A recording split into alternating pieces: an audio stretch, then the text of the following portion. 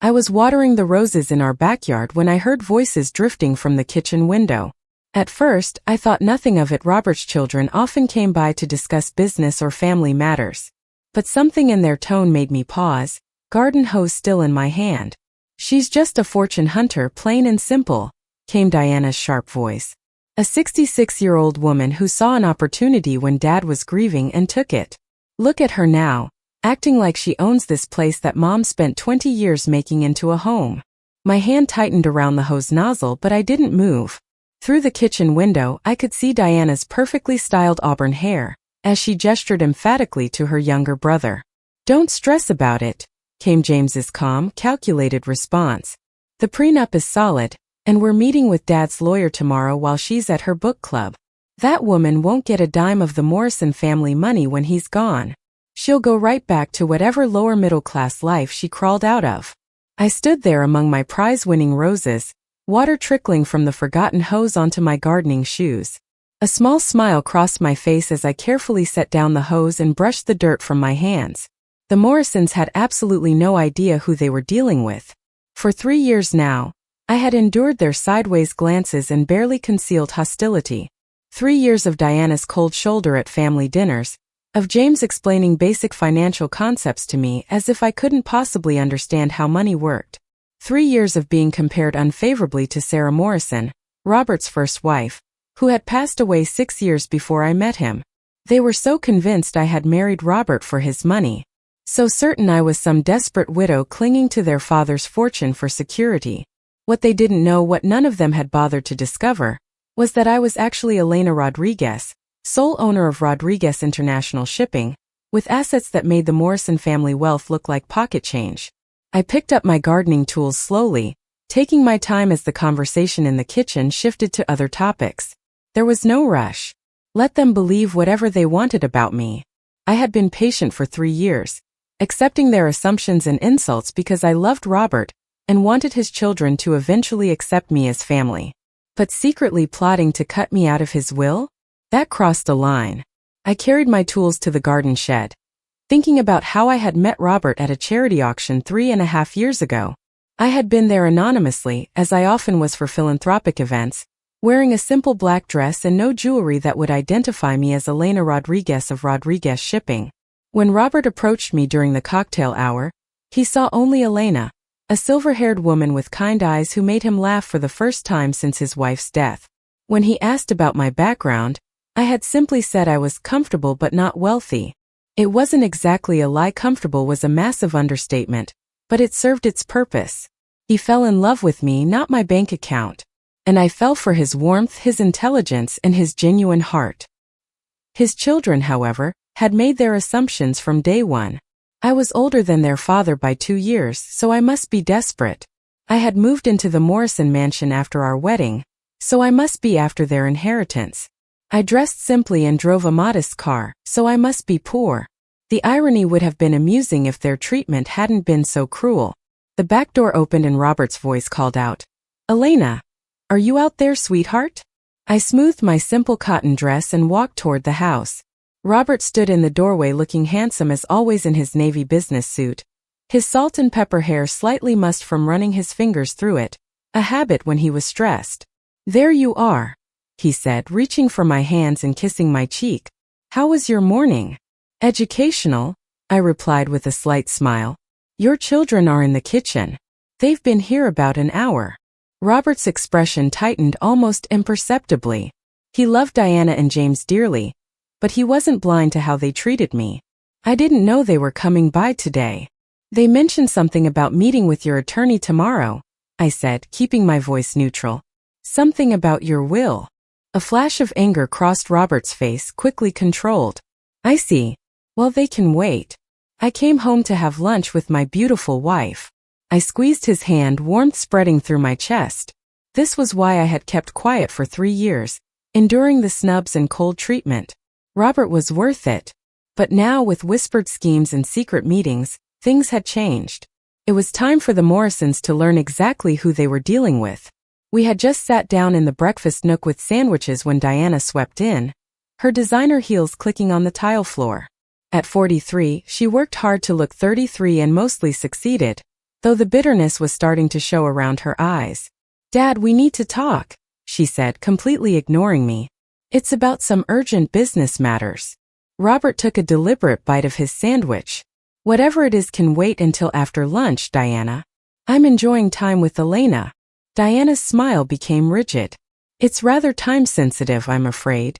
It concerns Morrison Industries' future." "Nothing is so urgent it can't wait 30 minutes, Robert replied firmly. "You and James are welcome to join us for lunch, or you can wait in my study." Diana glanced at me then, her gaze cold and dismissive. "This is a family matter, Dad." The implication hung in the air like smoke. I wasn't family. Robert's jaw tightened, but before he could respond, I spoke up. "Diana, I've been thinking about redecorating the guest wing. Perhaps you'd like to help choose new furnishings. I know how much this house means to you." It was the first time I had openly acknowledged her attachment to the family home, and Diana looked genuinely surprised. "The guest wing has been perfect since Mother designed it," she said stiffly. "It doesn't need changing." "Change can be difficult," I agreed with a gentle smile. "But sometimes it reveals wonderful surprises. You might be amazed by what you discover when you look beneath the surface." Diana's eyes narrowed slightly, clearly trying to decode any hidden meaning in my words. "I prefer things clear and obvious," she finally said. "Do you?" I asked, raising an eyebrow. "I've always found that people who insist on everything being obvious often have the most secrets themselves." A flush crept up Diana's neck. Robert looked between us, sensing tension but not understanding its source. "Diana, please tell James I'll meet with both of you in my study in half an hour," Robert said firmly. "Now, if you'll excuse us." With a tight nod, Diana turned and left, her heels echoing down the hallway. Robert sighed heavily. "I'm sorry about that, Elena. My children can be difficult." "They love you," I said simply. "They're protective of you and your legacy." "That doesn't excuse how they treat you," he said, covering my hand with his. "You've been nothing but gracious to them for 3 years." I smiled, patting his hand. "Don't worry about me, darling. I've developed quite thick skin over the years." I paused, considering my next words carefully. "Robert, there's something I've been meaning to discuss with you about my background." His eyes met mine, curious and attentive. "What is it?" But before I could continue, his phone rang with the special tone he used for urgent business calls. He glanced at it and grimaced. "I'm sorry, sweetheart. It's the Singapore contract. I have to take this." I nodded understandingly. "Go ahead. We can talk later." As he left to take the call, I cleared our lunch dishes, thinking about what I had been about to reveal. Perhaps it was better that we had been interrupted. This wasn't a conversation to rush, and there were preparations I needed to make first. I dried my hands and headed to Robert's study, where I kept a small writing desk in the corner. It was time to make a call to Marcus Chen, my personal attorney who had managed Rodriguez family affairs for over 30 years. The man who was the only person in this entire city who knew exactly who Elena Rodriguez Morrison really was. The study was quiet, afternoon sunlight streaming through tall windows. I settled into the leather chair at my desk and picked up my private cell phone. Not the one Robert had given me, but my own secure line that I kept for Rodriguez shipping business. Marcus answered on the second ring. "Elena, what a pleasant surprise. It's been too long." "Hello, Marcus. I'm afraid I need your help with a rather delicate situation," I said, keeping my voice low despite being alone. "Of course. Is everything all right?" I explained what I had overheard Diana and James's plan to secretly amend Robert's will, their obvious contempt for me, their determination to leave me with nothing after their father's death. "I see," Marcus said, his tone serious. "And you believe they're acting without your husband's knowledge?" "Robert would never approve of this," I said firmly.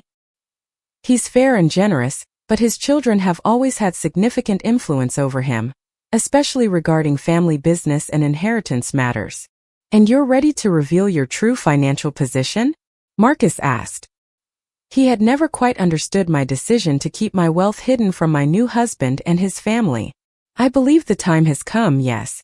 But I want to do it carefully, strategically. This isn't about humiliating the Morrisons.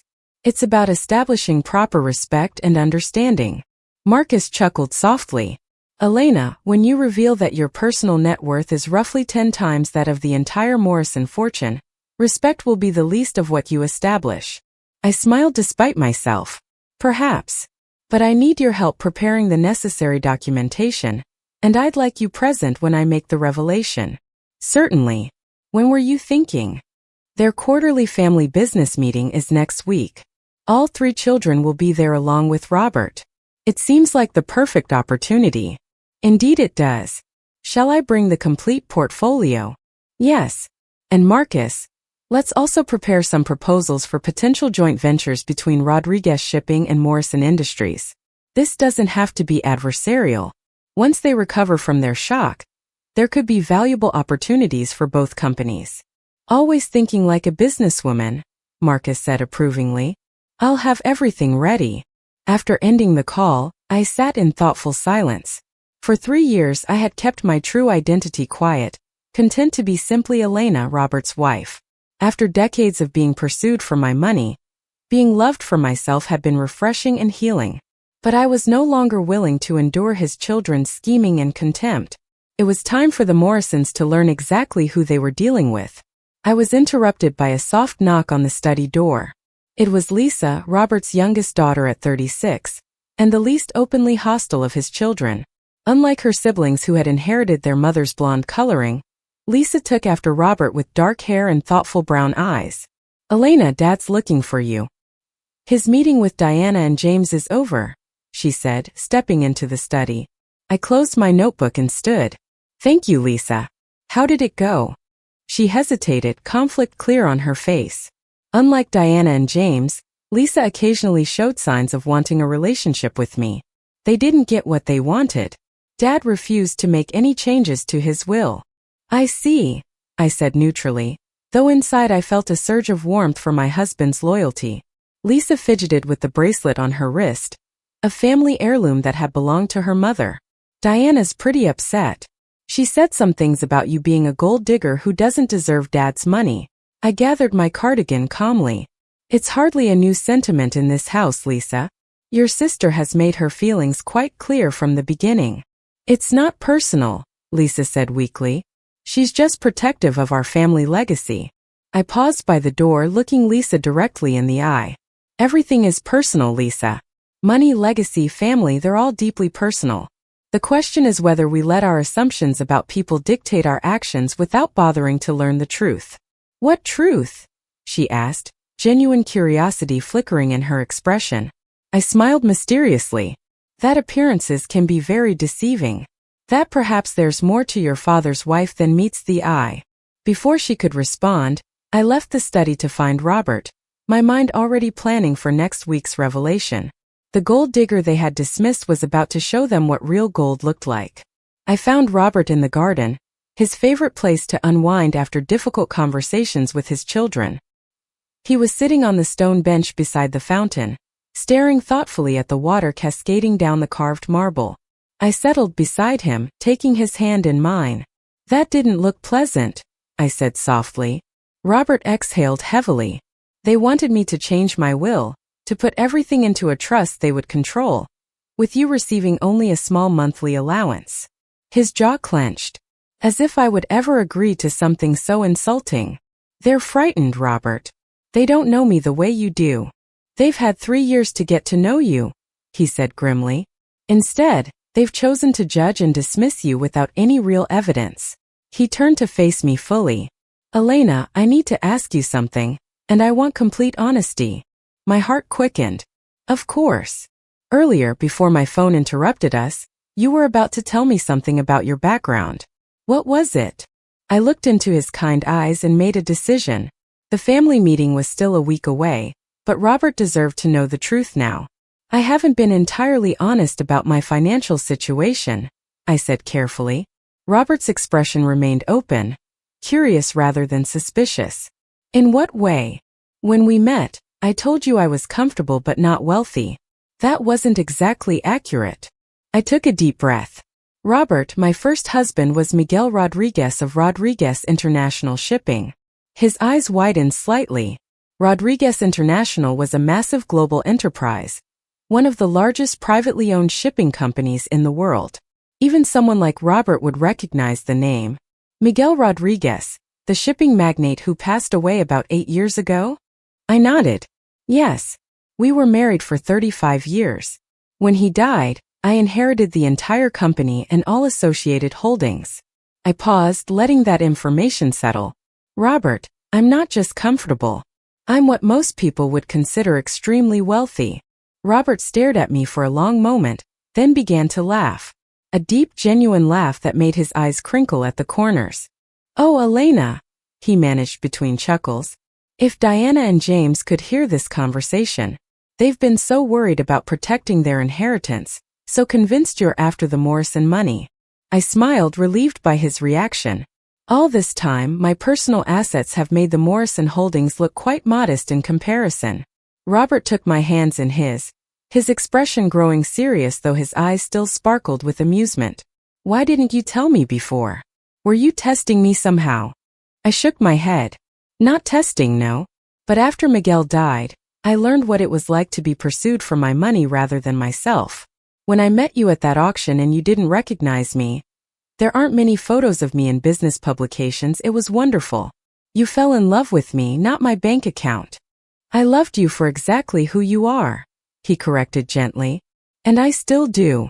I know, I said, squeezing his hands. That's why I married you. And why I've stayed quiet about my background even while your children made their assumptions. But after what you overheard today? Robert's expression darkened. I told him about the full conversation between Diana and James, their plan to change his will while I was out, their determination to leave me with nothing. Robert's face tightened with anger. That's completely unacceptable. I should speak to them immediately. I placed a restraining hand on his arm. I have a better idea. The quarterly family business meeting is next week, isn't it? Yes, it is. A slow smile spread across my face. I think it's time for the Morrisons to meet the real Elena Rodriguez. Robert looked at me, understanding dawning in his eyes. Then he began laughing again, shaking his head in amazement. My dear, I believe that's going to be the most memorable family meeting in Morrison Industries history. Indeed, I agreed, a mischievous glint in my eye. They wanted transparency about my background. Well, they're about to get more than they bargained for. The week leading up to the Morrison family business meeting passed with an undercurrent of tension that seemed to electrify the air. Diana and James had retreated somewhat after Robert's refusal to change his will, but their cold stares whenever we crossed paths told me this battle was far from over. Only Lisa showed signs of genuine curiosity, watching me with thoughtful eyes during our shared meals, as if trying to solve a puzzle she couldn't quite figure out.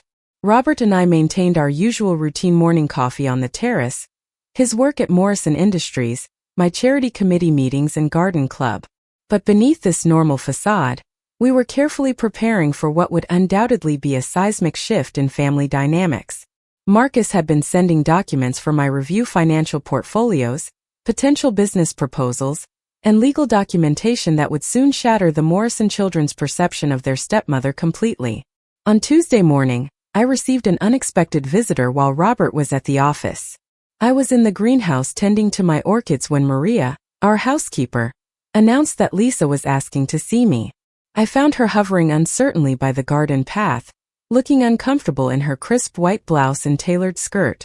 She rarely ventured into what she considered my domain. Lisa, what a pleasant surprise. Would you like some iced tea? I was just about to take a break. She nodded, and we settled at the wrought iron table under the pergola where climbing roses created a canopy of pink and white blooms above us. What's on your mind? I asked directly, deciding to spare us both the pretense of small talk. Lisa took a deep breath. I wanted to apologize for Diana and James's behavior. What they tried to do with Dad's will, it wasn't right. I studied her face, finding no trace of insincerity. That's very thoughtful of you, Lisa. Thank you. And, she continued, looking down at her untouched tea, I wanted to ask about what you said the other day. About there being more to you than we assumed. A small smile played at my lips. Are you asking if I'm really a gold digger, Lisa? Her cheeks flushed. No, I mean I never thought. She stopped, composing herself. Diana and James have always been protective of Dad's money. After Mom died, There were women who pursued him quite obviously, and they assumed that I was just another fortune hunter, I finished for her. An especially patient and elderly one. Lisa had the grace to look embarrassed. They can be very judgmental sometimes. And what about you, Lisa? What did you think when your father brought home a widow he'd met at a charity auction? She considered this, twisting a strand of dark hair around her finger, a gesture so reminiscent of Robert that it made my heart soften toward her despite everything. I thought you made him happy, she said finally. After Mom died, he was just existing, not really living. You brought light back into his eyes. I was touched by her honesty. Your father brought me back to life too, you know. Widowhood can be a very lonely journey. Your first husband, Lisa ventured carefully. What did he do? Dad never really mentioned specifics. I took a sip of my tea, considering how much to reveal before the official announcement. He was in shipping, I said simply. International trade. Was it a long marriage? 35 years, I replied. We met when I was 25, fresh out of business school. One of only 3 women in my graduating class. Miguel was brilliant and driven, much like your father. Lisa's eyebrows rose slightly. Business school? I thought. She stopped herself. You thought I was a housewife who married your father for financial security, I finished without rancor. It's understandable, Lisa. People make assumptions. The quarterly meeting is this Friday, isn't it? I asked, changing the subject. Lisa nodded. Yes. Diana's been working on some kind of presentation all week. She won't tell me what it's about, but she keeps saying it's crucial for the family's future security. I smiled inwardly, wondering how Diana's presentation would compare to the revelation I had planned. I look forward to it. I've always been interested in business operations. Lisa gave me a curious look but didn't press further. As she rose to leave, she hesitated. Why didn't you ever correct us about who you were? She asked quietly. I considered her question carefully. When I married your father, I wanted to be valued for myself, not my background or any other factors. Sometimes, Lisa, people reveal their true character when they think you have no power to affect their lives. She absorbed this, a new awareness dawning in her eyes. I'll see you at dinner, she said finally, walking back toward the house with the thoughtful gait of someone reassessing long-held beliefs. That evening, I placed a call to my daughter Sophia from my first marriage. At 41, Sophia was the current CEO of Rodriguez International and had been groomed to take over the company since graduating from Stanford Business School. Mom, she answered warmly. How's life among the Morrisons? Approaching a turning point, I replied, settling into the window seat of my private sitting room. I've decided to end my experiment in anonymity. Finally, Sophia exclaimed. I never understood why you let them think you were some kind of penniless widow, especially those awful stepchildren. I laughed softly. Not all of them are awful. Lisa came to see me today. There's potential there for a real relationship. And the other 2? Diana and what's his name? James. They've been plotting to cut me out of Robert's will entirely. They think I'm a burden, a parasite feeding off their father. Sophia's indignation was clear even through the phone. When are you planning to drop the Rodriguez bomb on them? At the family business meeting this Friday. Marcus is bringing all the documentation. Oh, to be a fly on that wall, Sophia said with relish. Do you want me there? I could fly down from Seattle tomorrow. I considered her offer. Having Sophia present, brilliant, confident, undeniably successful, would certainly add impact to the revelation. But this was a delicate family matter, and introducing too many players might complicate things. Not this time, I decided. This needs to be between me and the Morrisons. But perhaps you could clear your schedule for next week. If things go well, there might be interesting possibilities for collaboration between our companies. Shipping and manufacturing synergies, Sophia mused. It makes perfect sense. Miguel always said the Morrisons ran a tight operation, even if their scale was modest compared to ours. Robert is an excellent businessman, I confirmed, and a good man. His children just need to understand that I've never been a threat to their legacy. In fact, I might be its salvation. After saying goodnight to Sophia, I joined Robert for dinner. Diana and James had declined to join us again, But Lisa was there, quieter than usual, observing our interactions with new eyes. "How was your day, sweetheart?" Robert asked, serving me a portion of salmon before taking his own. "Enlightening," I replied. "Lisa and I had a lovely conversation in the garden." Robert glanced between us, pleased. "Did you? That's wonderful to hear." Lisa nodded, a small smile playing at her lips. "Elena was telling me about her first husband. He was in shipping, apparently." "Indeed he was," Robert said easily. "We had agreed to be truthful if asked directly. Quite successful at it too, from what I understand." An understatement of epic proportions, but Lisa didn't need to know that quite yet. She would learn everything along with her siblings on Friday. "And your daughter from your first marriage?" Lisa asked. "What does she do?" "Sophia followed in her father's footsteps," I said. "She works in the family business." "Will she be joining us for the family meeting?" Lisa asked, and I had to admire her perceptiveness. "Not this time," I said. "But perhaps soon." The conversation shifted to other topics, but I could feel Lisa's attention, her mind working to piece together the fragments of information I had shared. Unlike her siblings, Lisa had an analytical mind that wasn't clouded by emotion and preconceived notions. Thursday evening, the night before the meeting, Marcus arrived in town. We met at a quiet restaurant downtown, away from the Morrison estate and any prying eyes. At 70, Marcus Chun was still sharp as a razor, his legal mind undimmed by age. He had served the Rodriguez family for almost 4 decades, starting as a young associate and eventually becoming our primary legal counsel. "Everything is prepared," he confirmed, sliding a leather portfolio across the table. "Financial statements, property holdings, company valuations, your personal net worth statement, all current as of this quarter." I opened the portfolio, scanning the numbers that represented decades of building the Rodriguez legacy. A shipping empire that spanned 6 continents, real estate holdings in 15 countries, investment portfolios that had weathered multiple economic storms and emerged stronger each time. "And the business proposal?" I asked. "A preliminary outline for potential collaboration between Rodriguez International and Morrison Industries," Marcus nodded. "Nothing too detailed, just enough to demonstrate good faith and mutual benefit." I closed the portfolio, satisfied. "Perfect.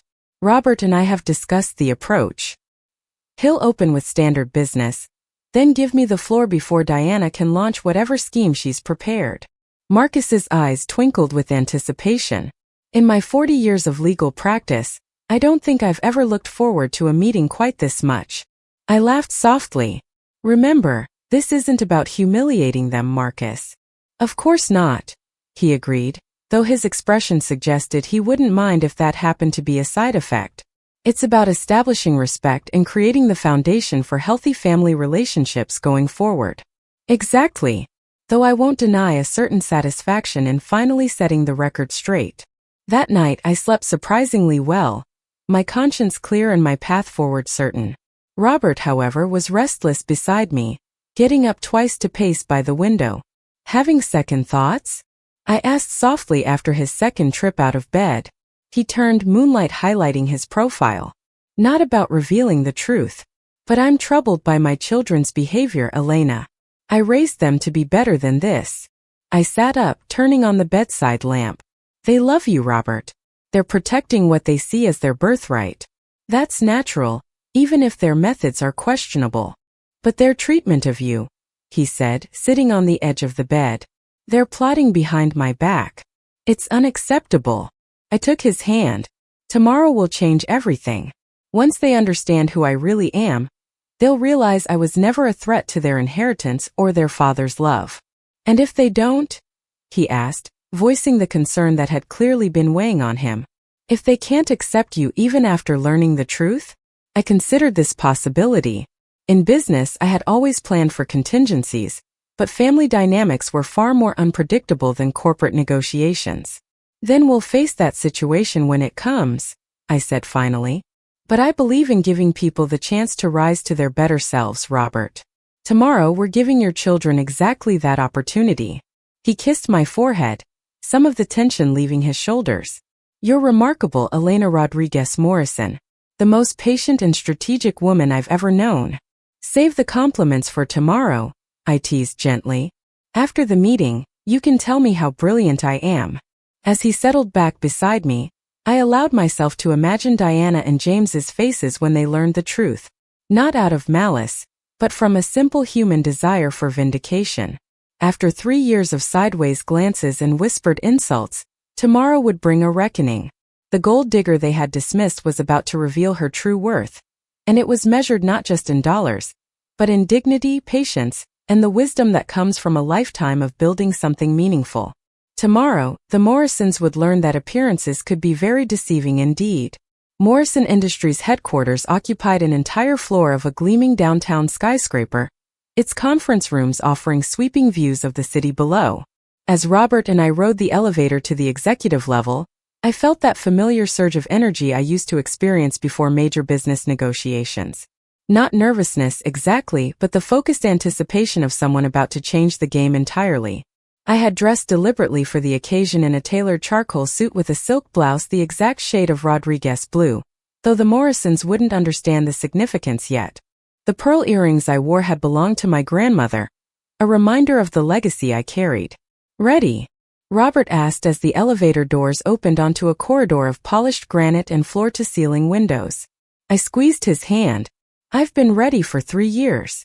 The main conference room was impressive by most standards.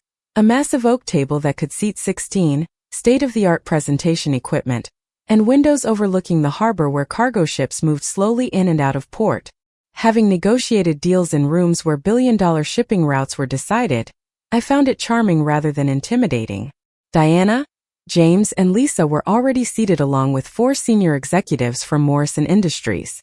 Marcus had arrived separately and was engaged in polite conversation with the company's chief financial officer, a sharp-looking woman named Patricia Wells who Robert had mentioned was one of the few people willing to challenge Diana's more aggressive strategies. Heads turned as we entered, and I noticed several people doing double takes at my appearance.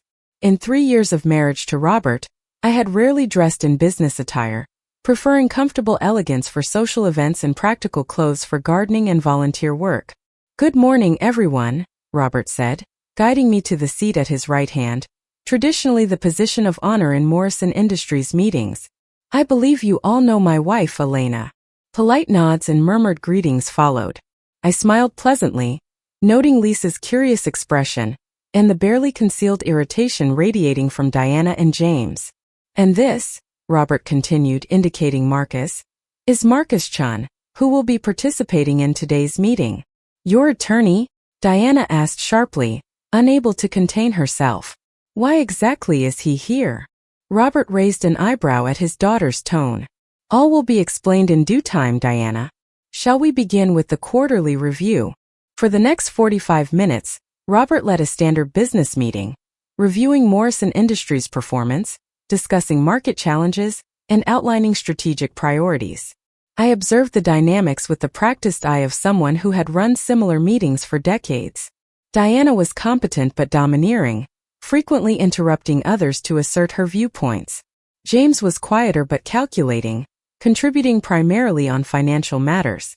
Lisa offered thoughtful analysis when asked but seemed content to listen rather than lead. The executive showed polished deference, respecting Robert while perhaps being more wary of his children's future authority. I caught Lisa glancing at me several times, clearly wondering why I was present for what had always been a family-only affair. I kept my expression pleasantly attentive, occasionally making notes in the portfolio Marcus had prepared. "And now," Robert said, concluding the operational review, "before we move to new business, I'd like to invite Elena to address the group." A charged silence fell over the room. Diana's pen clattered onto the table. James straightened in his chair, his jaw tightening. Lisa leaned forward slightly, her eyes fixed on me with intense curiosity. "Thank you, Robert," I said, my voice steady and clear as I opened my portfolio. "I appreciate this opportunity to speak with all of you today. For the past 3 years, I've been honored to be part of the Morrison family, though I recognize my presence has raised certain concerns for some people here." Diana's lips pressed into a thin line, but she remained silent. "These concerns, I believe, stem largely from assumptions about my background and motivations for marrying Robert. Assumptions that it's time to address directly and honestly. I met each person's gaze in turn, including the executives who had suddenly found themselves with front-row seats to unexpected family drama. I was born Elena Maria Rodriguez in San Diego, California, I continued. My father, Carlos Rodriguez, founded Rodriguez Maritime in 1955, which my first husband, Miguel Rodriguez, later expanded into what is now Rodriguez International Shipping. A ripple of recognition passed through the room. Rodriguez International was a corporate giant, one of the largest privately held companies in the world, with a fleet that transported goods across every major shipping route on the planet. When Miguel passed away 8 years ago, I said, I became the sole owner and chairman of Rodriguez International, positions I still hold today, though daily operations are managed by our executive team, including my daughter Sophia, who serves as CEO. James's face had gone completely pale. Diana sat frozen, her expression caught between shock and disbelief. Lisa's eyes had widened, her analytical mind already calculating the implications. Marcus, I said, turning to my attorney, would you please distribute the materials we've prepared? Marcus rose smoothly and placed identical folders in front of each person at the table. Inside, you'll find current information about Rodriguez International's operations, financial position, and global reach, I explained as they opened the folders with trembling hands. You'll also find a statement of my personal assets, separate from company holdings.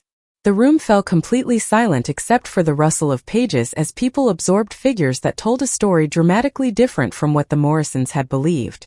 A story of wealth that made their considerable fortune look modest by comparison. Patricia Wells, Morrison's CFO, was the first to react, her professional composure momentarily slipping. This is extraordinary, she murmured, flipping through pages of financial documentation. Diana finally found her voice. This is ridiculous, she sputtered, looking up from the documents with flushed cheeks. If this were true, why would you? She trailed off, unable to finish the sentence. Why would I marry your father without revealing my financial status? I completed for her. Because, Diana, contrary to what you and James have believed, not everyone views marriage as a business transaction. I married Robert because I fell in love with him, his character, his kindness, his brilliant mind. I wanted to be valued for who I am, not what I'm worth. But the Morrison estate, James interjected, speaking directly to me for the first time in months. You moved into our family home. Because Robert asked me to, I said simply. My primary residence in San Diego and my other properties remained in my name. I could have insisted we live elsewhere, but I understood this house's importance to your family history. It was no sacrifice to honor that. Robert reached over and took my hand, his expression a mixture of pride and love. For 3 years, he said, addressing his children directly, Elena has endured your suspicion and sometimes outright hostility, all because you assume she married me for money. The irony would be amusing if it weren't so painful. Diana's face had shifted from shock to defensive anger. You deliberately misled us, she accused. You let us believe. I never lied to any of you, I interrupted firmly. Not once. You never asked about my background beyond the most surface-level details. You were too busy assuming I was an opportunistic gold digger to consider any alternatives. Then why reveal this now? Lisa asked, her analytical mind cutting straight to the heart of the matter. After 3 years of silence, why tell us today? I met her gaze directly. Because I overheard you and your siblings discussing plans to secretly amend your father's will to exclude me entirely. You called me, and I quote, a fortune hunter who swooped in when Dad was vulnerable. The executives shifted uncomfortably, suddenly very interested in their water glasses. Diana flushed crimson while James stared stonily at the documents. I've been patient with your assumptions and insults, I continued, my voice level but firm. I've tolerated them because I love your father and hoped his children would eventually see me as a person rather than a threat. But I draw the line at secret schemes to disinherit me, not because I need Robert's money, as you now understand, but because such actions show profound disrespect for both me and your father's judgment. An uncomfortable silence settled over the room. Robert cleared his throat. What Elena is saying is that it's time for our family to start fresh. To build relationships based on truth, rather than misconception. I nodded, turning to the final section of the folder. Which brings me to the last item I'd like to discuss. On the final page, you'll find a preliminary proposal for strategic collaboration between Rodriguez International and Morrison Industries. The atmosphere shifted as business curiosity temporarily overrode family drama. Even Diana couldn't help but turn to the indicated page. Rodriguez's global shipping network, combined with Morrison's manufacturing excellence, presents significant opportunities, I explained. Reduced shipping costs for Morrison products, priority scheduling for your cargo, potential joint expansion into emerging markets where both companies could benefit. Patricia Wells was nodding thoughtfully, already seeing the possibilities. This could revolutionize our Pacific strategy, she noted, glancing at Robert. The cost savings alone would be substantial. This isn't a bribe, I clarified, looking directly at Diana and James. It's a legitimate business opportunity that could benefit both companies. But it requires something essential: mutual respect and trust between our families. Lisa was studying the proposal with keen interest.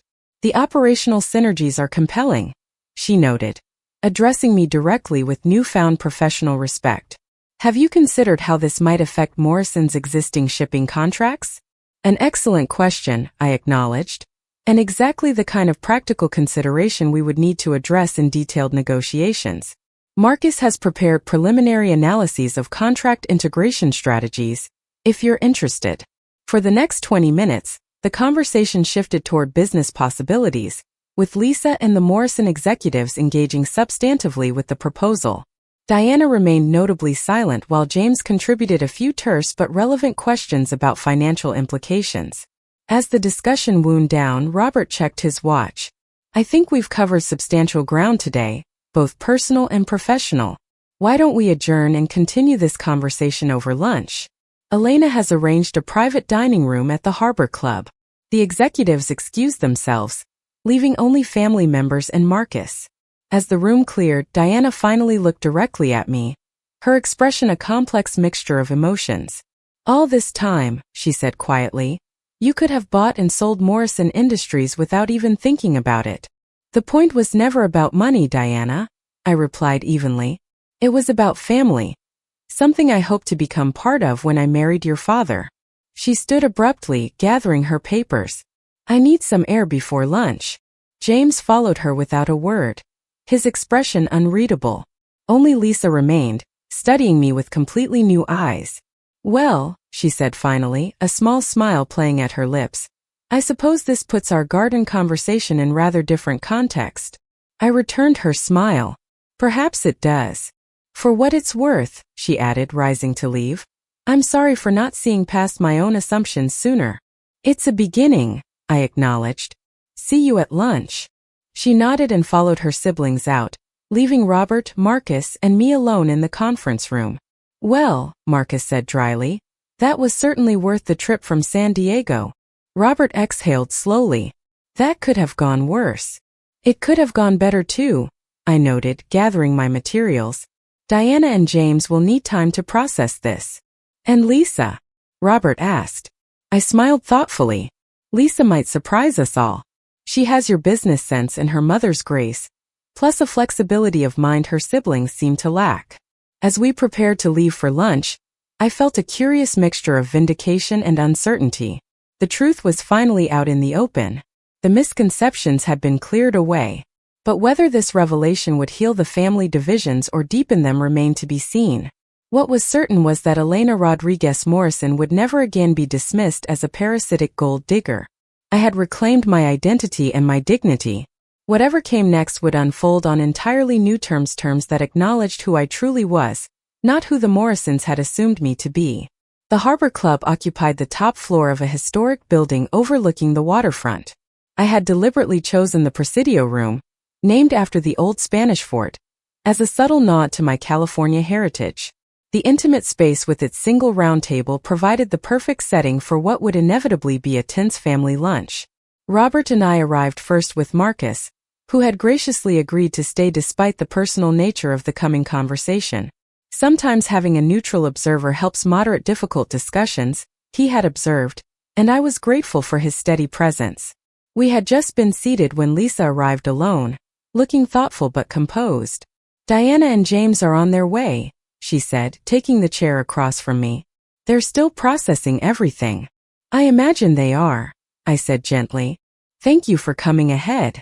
Lisa studied me with those intelligent eyes. I have questions, she admitted.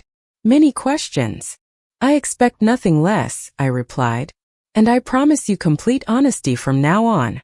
Before she could begin her inquiry, the door opened and Diana entered, her face a mask of professional composure that didn't quite hide the turmoil underneath. James followed, his earlier shock now hardened into something more calculating and cold. The waiter took our orders efficiently, and I noticed Diana chose the most expensive item on the menu, a small, petty gesture that revealed she was still deeply unsettled by the morning's revelations. After the waiter departed, heavy silence settled over our table. Finally, James broke it with deliberate casualness. So, he said, stirring his iced tea slowly, Rodriguez International Shipping, the Rodriguez family. One might wonder why there's been virtually no media coverage connecting Elena Morrison to one of the world's largest shipping empires. His implication was clear. He still doubted the truth of my claims despite all the documentation. A fair question, I acknowledged calmly. When Miguel was alive, he was the public face of Rodriguez International. I preferred to work behind the scenes, focusing on strategic planning and our charitable foundation. After his death, I made a conscious decision to step even further back from public attention. Privacy is something the truly wealthy understand the value of, Marcus added smoothly. Unlike newly successful entrepreneurs who put their names on buildings, established wealth tends to avoid publicity. Diana's lips thinned at what she clearly perceived as a criticism of the Morrison family, whose name adorned their headquarters building.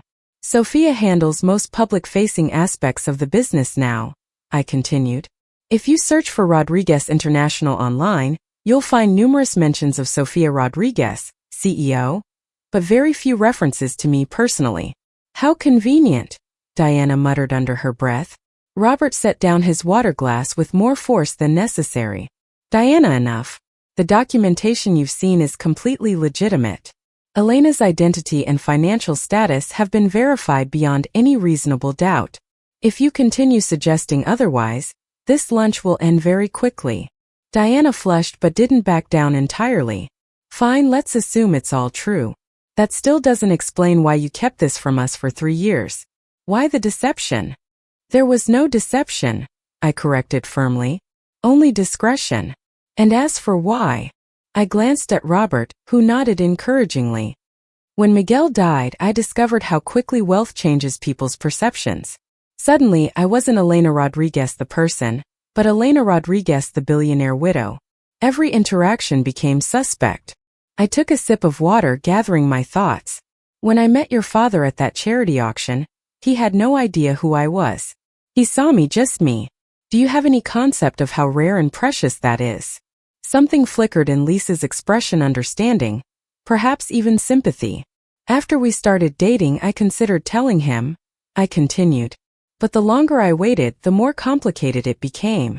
And honestly, I was enjoying being valued for myself, rather than my bank account. So you moved into our family home and let Dad buy you things, all while sitting on a fortune? James challenged. Your father insisted I move into the Morrison estate because it meant something to him, to your family history, I replied evenly. As for gifts, I've accepted very few, and those were sentimental rather than expensive. You can check Robert's financial records if you doubt me. Diana leaned forward, her eyes narrowed. What about the prenup? Did you sign it knowing all along that it was meaningless? I signed it because it was important to your father to protect your inheritance, I said simply. And yes, I knew my own assets were secure regardless. But that doesn't make the prenup meaningless. It established clear boundaries, which is wise in any marriage. Our first course arrived, providing a brief respite from the tension. As we began eating, Lisa spoke up for the first time since her siblings had joined us. I'd like to hear more about Rodriguez International, she said. The global logistics challenges you must navigate sound fascinating from an operations perspective. I smiled, recognizing the olive branch she was extending. For the next several minutes, I outlined some of our current strategies and challenges, The push toward environmentally sustainable shipping, regulatory complexities in emerging markets, the integration of artificial intelligence in route optimization. Lisa asked intelligent questions that gradually drew even James into the conversation. Diana remained largely silent, picking at her salad and watching the exchange with unreadable eyes. When our main courses arrived, she finally spoke again. "This collaboration proposal," she said, indicating the document from the morning meeting, "is it contingent on our acceptance of your revelation?" "The business opportunity stands on its own merits," I replied. "Rodriguez International has been considering strategic partnerships in manufacturing for some time. Morrison Industries is an excellent candidate regardless of my marriage to your father. But surely there are larger manufacturing companies that would offer more significant advantages," she pressed. I met her gaze directly. "Larger, yes. Better managed? Not necessarily. Morrison Industries has exceptional operational efficiency and a strong innovation record. Those factors matter more than sheer size." Diana seemed taken aback by the genuine professional respect in my assessment. "However," I continued, "while the business case is solid, I won't pretend personal relationships don't matter. Any partnership requires trust. If you and James cannot move past seeing me as an enemy, collaboration would be difficult regardless of potential profits." James set down his fork carefully. "You have to understand our perspective. For 3 years, we've operated under certain assumptions about our family's future, about the company's direction. Assumptions that were never validated," Robert interjected. "Assumptions based on prejudice rather than facts." "Perhaps," James acknowledged reluctantly. "But this changes everything. Does it?" I asked quietly. "Does knowing I have my own wealth change who I am as a person? Does it alter my character, my values, my love for your father?" "It changes the power dynamic," Diana said bluntly. I nodded, appreciating her honesty if not her tone. "Yes, it does. But perhaps not in the way you think. It means I've never needed anything from the Morrison family except acceptance. It means your inheritance was always secure. It means the only thing I've ever wanted was to be part of your family, not for financial gain, but for the simple human desire to belong." Heavy silence fell over the table. Our waiter appeared to clear plates, and we declined dessert by unspoken agreement. "What happens now?" Lisa finally asked, looking between her father and me. Robert took my hand across the table. "Now we move forward with honesty instead of misconceptions. Elena and I will continue our life together. Morrison Industries will continue under my leadership, with all 3 of you playing the roles you've earned through merit and hard work." He paused, looking at each of his children. "And perhaps, if you're willing, we might explore how this new information creates opportunities rather than threats." Diana pushed back her chair abruptly. "I need time to think about all of this." "Of course," I said. "This is a major adjustment. I don't expect immediate acceptance." James rose as well, his expression guarded but less openly hostile than before. "The collaboration proposal. May I keep it for more thorough review?" "Certainly," I replied, surprised by this concession. "Marcus can provide additional details if you have specific questions." Diana was already halfway to the door, but James hesitated. "For what it's worth," he said stiffly, "I apologize for any assumptions that may have been unfair. It wasn't warm, but it was something." "Thank you, James. I appreciate that." After they left, Lisa remained studying me with thoughtful eyes. "You know," she said finally, "when I was 10, my mother told me something I've never forgotten. She said, 'Lisa, in business and in life, the person who holds real power is rarely the one making the most noise about it.'" I smiled, recognizing the wisdom in that statement. "Your mother sounds like she was a remarkable woman." "I think," Lisa said slowly, "she might have respected you greatly." "I think," Lisa said slowly, "she might have respected you greatly." She stood and gathered her purse. "I have a meeting this afternoon, but perhaps we could have coffee tomorrow? I'd like to hear more about your foundation work." "I'd like that very much," I replied warmly. After Lisa left, Robert, Marcus, and I remained at the table, the tension of the past hours finally beginning to dissipate. "Well," Marcus observed, "that went better than I expected, at least with one of them." Robert sighed. Diana has always been the most stubborn, like her grandfather. She'll take the longest to come around if she ever does. And James? I asked. James follows opportunity, Robert said frankly. Always has. Once he fully processes the business possibilities your connection represents, he'll adjust accordingly. Pragmatic but predictable. And Lisa seems genuinely interested in building a relationship, I noted. Not just because of Rodriguez International, but because she's intellectually curious about people and ideas. Robert smiled proudly. She's always been the thoughtful one, more interested in understanding how things work than in power or status. As we left the restaurant, I felt lighter than I had in years. The truth was finally out, for better or worse. The path forward might not be smooth, but at least it would be honest. Whatever came next, I would face it as my complete self, not as Robert Morrison's supposedly gold-digging wife, but as Elena Rodriguez Morrison, with all the strength, wisdom, and resources that identity entailed.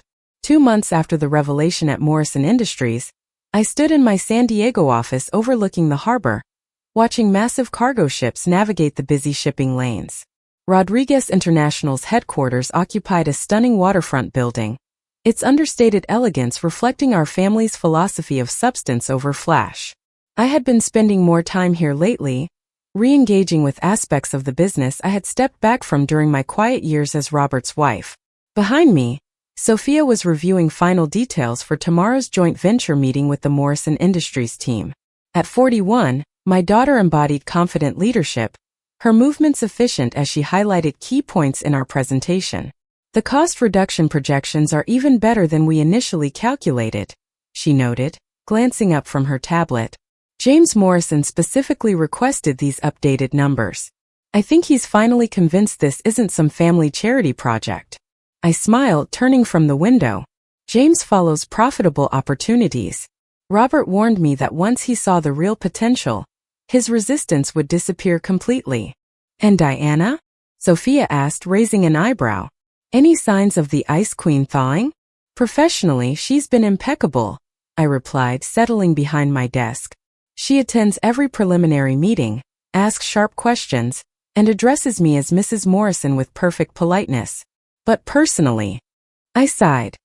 Still quite distant. She declined our dinner invitation last week with a beautifully written note about prior commitments. Sophia shook her head. Her loss entirely. I'm looking forward to meeting Lisa, though. From everything you've told me, she sounds like someone I could actually enjoy working with. You two have similar approaches, I agreed. Analytical, curious, more interested in solving problems than taking credit. I paused, remembering how much my relationship with Lisa had developed. She's been coming by the house twice a week to discuss the Rodriguez Foundation's educational initiatives. I think she's genuinely passionate about our scholarship program for women in engineering. A soft knock interrupted us. My assistant, Carmen, who had worked with me for over 15 years, poked her head through the door. Mrs. Morrison, your husband just arrived. Robert entered looking distinguished in a navy suit that complemented his silver hair perfectly. Even after 3 years of marriage, seeing him still brought that flutter of happiness. Ladies, he greeted us warmly. Am I interrupting important Rodriguez business? Just finalizing tomorrow's presentation, Sophia said, rising to hug him. After initial skepticism about my remarriage, she had grown genuinely fond of Robert. How was your morning at Morrison? Productive until Diana and James started their usual disagreement about the Asian expansion timeline, Robert said, loosening his tie and taking a seat in one of the leather chairs facing my desk. I left Lisa mediating between them. She's surprisingly effective at getting them to find middle ground. Speaking of finding middle ground, I said, how are they feeling about tomorrow's meeting? Robert's expression grew thoughtful. James is completely on board now. The financial projections won over him entirely. Diana's coming around slowly. She actually asked yesterday if you thought Rodriguez's Pacific shipping routes could handle Morrison's planned facility expansion in Vietnam. That's the first time she's directly asked for my professional input, I noted, unable to hide my surprise. Small steps, Robert said with an encouraging smile. Oh, and Lisa asked if Sophia could join us for dinner tonight. Something about wanting to discuss collaborative leadership approaches in family businesses. Sophia grinned. Sounds like exactly my kind of conversation. Count me in. As they continued talking, I reflected on the dramatic transformation in our family dynamics over the past 2 months. The revelation of my true identity had forced everyone to recalibrate not just their perception of me, but their understanding of our family's entire future. Robert and I had moved permanently to my San Diego home 6 weeks ago. The decision had been practical. Rodriguez International's headquarters was here, and the Morrison estate held too many memories of Sarah for our fresh start. Diana had seemed relieved, though she disguised it as concern for preserving family heritage. We kept Robert's downtown apartment for business needs, but San Diego had become our primary base. That evening, our dining room overlooking the harbor buzzed with animated conversation. Lisa, who had driven down from Los Angeles that afternoon, was deep in discussion with Sophia about navigating leadership challenges in traditionally male-dominated industries. The shipping industry can't be much different from manufacturing, Lisa was saying. The old networks, the assumptions about women in executive roles. Sophia nodded emphatically. Exactly. I still walk into negotiations where men address their questions to my male vice presidents, even after being introduced as the CEO. It's changing, but slowly. It's definitely evolving, I added, passing the wine. When I started at Rodriguez 40 years ago, I was literally the only woman in most boardrooms. Now our executive team is almost half female. Morrison is behind on that metric, Lisa admitted.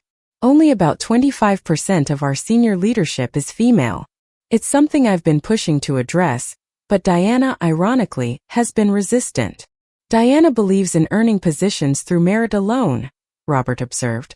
She's proud of reaching her level without what she calls special consideration. That's the trap, though, Sophia pointed out. The system already has built-in advantages for some people. Acknowledging that isn't asking for special treatment. It's recognizing reality. Lisa nodded thoughtfully. I've tried explaining that diversifying leadership isn't about lowering standards. It's about removing artificial barriers. But Diana sees any diversity initiative as implying she didn't earn her success legitimately. The conversation flowed through dessert, covering everything from business strategy to technology, politics to art. By the time we moved to the living room for coffee, I noticed Lisa checking her phone with a slight frown. Expecting a call? I asked. She hesitated. Actually, Diana was supposed to text me her feedback on the collaboration proposal. She promised to have her thoughts to me by 9 tonight. Robert and I exchanged glances. Diana's engagement with the Rodriguez Morrison project had been professionally thorough but emotionally detached. Perhaps she's still working on it, Robert suggested diplomatically. You know how meticulous she can be with analysis.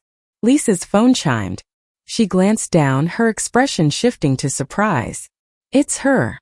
She wants to know if she can join our conference call tomorrow morning to discuss her feedback directly with Sophia. Sophia raised an eyebrow. Interesting. That would be the first time she sought direct contact with me.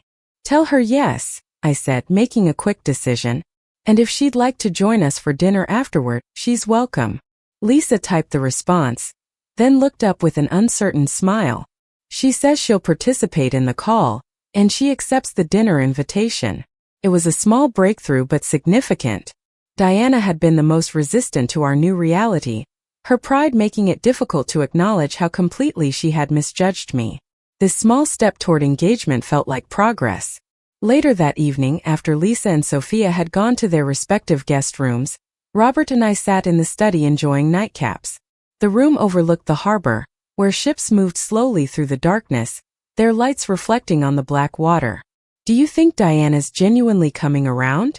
I asked, curled beside him on the leather sofa that had once belonged to my father. Robert swirled his scotch thoughtfully. Diana has always been like her mother, strong-willed, proud, fiercely protective of what she considers hers. But she's also practical. If this collaboration proves valuable to Morrison Industries, she'll adapt her perspective. It's not just business acceptance I'm hoping for, I admitted. After 3 years of trying to connect with her, Robert took my hand. I know, and it may still happen. Diana doesn't give her trust easily, but once given, it's absolute and lasting. Like someone else I know, I said with a smile, thinking of my own cautious nature. Indeed, Robert chuckled.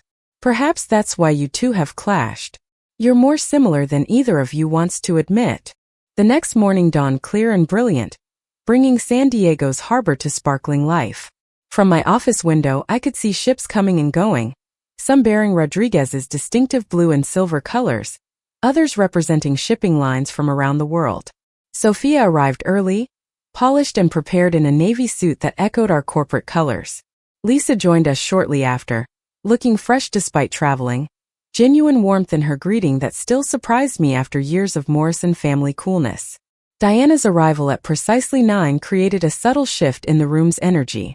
She was impeccably dressed in a cream blazer that highlighted her auburn hair, her posture rigid as she entered our conference room. "Good morning," she said formally, shaking hands with Sophia and nodding to the rest of us. "Thank you for accommodating my request to participate in this call." Sophia, never one to waste time on unnecessary tension, moved straight to business. "I understand you have feedback on our collaboration proposal. We're very interested in your perspective." For the next hour, I watched a side of Diana I had rarely seen. Sharp, insightful, thoroughly professional as she outlined specific concerns and opportunities in our proposal. She had clearly spent considerable time analyzing every detail, identifying potential synergies and challenges with equal precision. "Your assessment of regulatory complexities in Southeast Asian markets is particularly valuable," Sophia acknowledged. "Rodriguez has traditionally focused on Pacific and Atlantic routes. Your expertise in that region would be a significant asset to our expansion plans." Diana seemed momentarily surprised by the genuine professional respect in Sophia's tone. "I spent 2 years developing our Malaysia strategy," she said, a hint of pride breaking through her formal demeanor. "The local regulatory landscape is incredibly challenging to navigate. Perhaps you'd consider joining our advance team for the Bangkok negotiations next month," Sophia suggested. "We could really use that perspective on the ground." The offer, a genuine professional opportunity rather than family courtesy, visibly caught Diana off guard. She glanced at me, perhaps expecting interference, but I kept my expression neutral, allowing Sophia to lead as CEO. "I'd need to check my schedule," Diana said carefully. "But yes, I would consider that opportunity." When the meeting concluded, there was new energy in the room, the excitement of capable people recognizing genuine potential for collaboration. As we gathered our materials, Diana approached me directly for the first time that day. "Your Rodriguez Foundation Education Initiative," she said abruptly. "Lisa mentioned you're expanding the scholarship program to include business leadership tracks for women." "Yes," I confirmed, surprised by her interest. "We're launching at 8 universities next fall." Diana nodded, her expression difficult to read. "Morrison Industries has an internship program for female engineering students. There might be potential alignment worth exploring."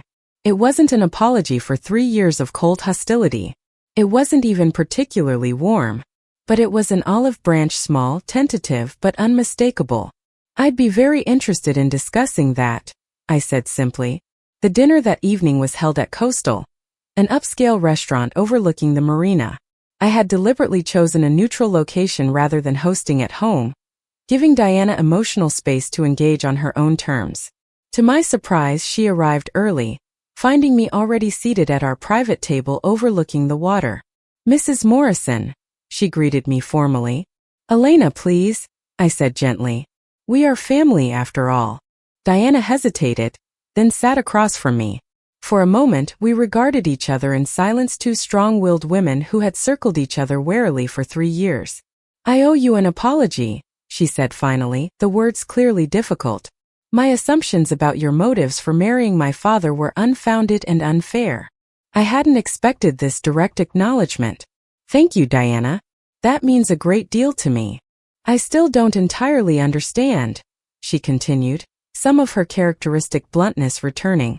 "With your resources, your position in the business world, why did you tolerate our treatment for so long?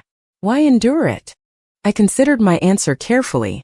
"When you reach my age, Diana, you learn that wealth and power aren't the only valuable forms of capital.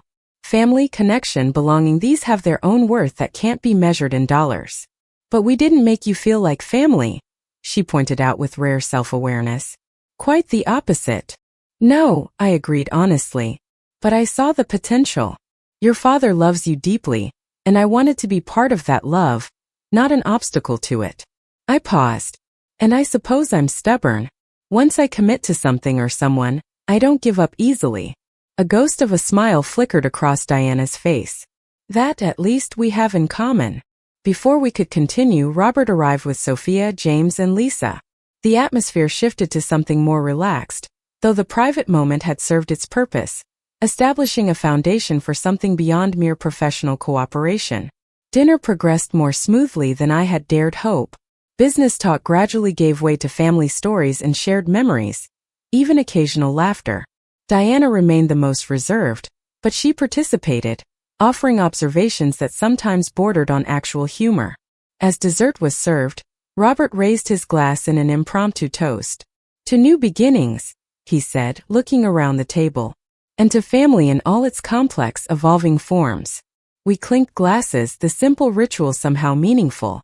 For months ago, I had overheard Diana and James plotting to exclude me from their father's life, dismissing me as a parasitic fortune hunter. Tonight we sat at the same table, not yet fully reconciled, but moving tentatively toward understanding. Later that night, as Robert and I prepared for bed in our San Diego home, he wrapped his arms around me from behind as we both looked out at the harbor lights dancing on the water. Happy? He asked softly. I leaned back against him, considering the question. Content, I decided. Hopeful. Diana's olive branch surprised me, he admitted. I wasn't sure her pride would ever allow it. She's your daughter, I said. Stubborn but fair-minded. She needed time to adjust her worldview. And James seems completely won over by the business possibilities. I laughed softly. As you predicted, he follows profitable opportunities. And Lisa, I continued warmly, is a gift, a bridge builder. She and Sophia are going to transform both our companies for the better. Robert turned me in his arms, his expression suddenly serious. Thank you for your patience with my children, Elena. A lesser person would have revealed her true worth much sooner, demanded respect rather than earning it. Demanded respect isn't real respect at all, I countered. Besides, there was something liberating about being underestimated. It made their eventual recognition more meaningful. He chuckled, shaking his head in wonder. The gold digger who turned out to be worth billions. It's quite a story. Our story, I corrected, rising on my toes to kiss him.